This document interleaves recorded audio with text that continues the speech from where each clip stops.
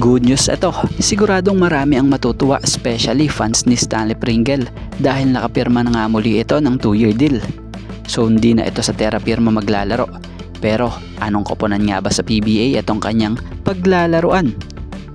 At former Ginebra superstar JJ Heltelbrand may naging matinding opinion at reaksyon sa naging resulta ng dunk ni Mo na ginawa sa Game 1 ng Finals.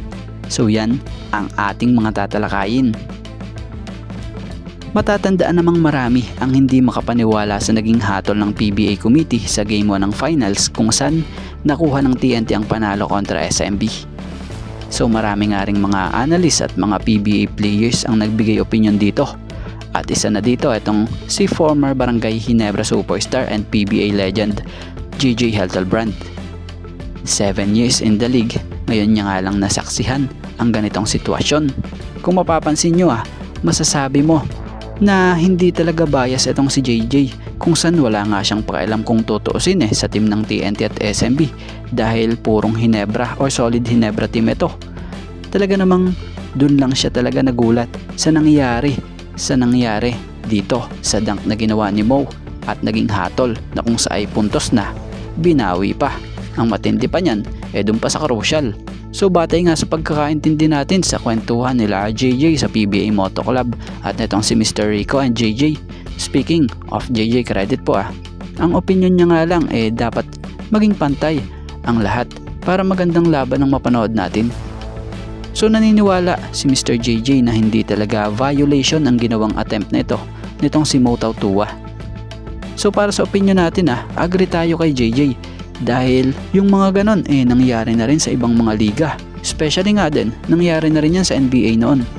Pero bukod dun, para sa opinion natin, dahil hindi nga natin alam or ganong kaalam talaga yung nilalaman ng PBA rulebook, marami pa ring mga fans din talaga ang hindi sang-ayon sa pagbawi ng puntos dito sa ginawa ni Mo.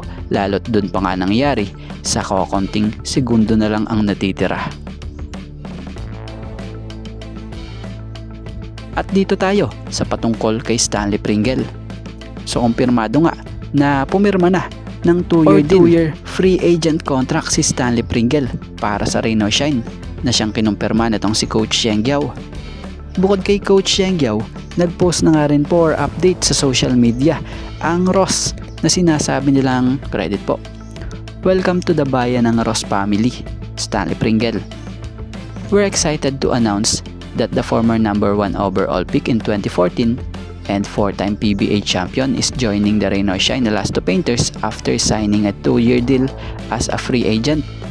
With his talent and championship experience, he will be a valued addition to the team as we chase greater heights in season 50. Let's get to work, Stanley. So goods ito para kay Stanley Pringle. Matatandaan namang unrestricted free agent na itong si Stanley Pringle bago nakapirma sa Ross. So dahil nga sa tagal na rin ni Stanley Pringle sa liga, ay allowed na siyang makapili ng team na gusto niya na may maayos na offer sa kanya. So si Stanley Pringle inaasahang magiging malaking tulong sa Ross sa season 50 ng PBA dahil sa bitbit nga na experience niya.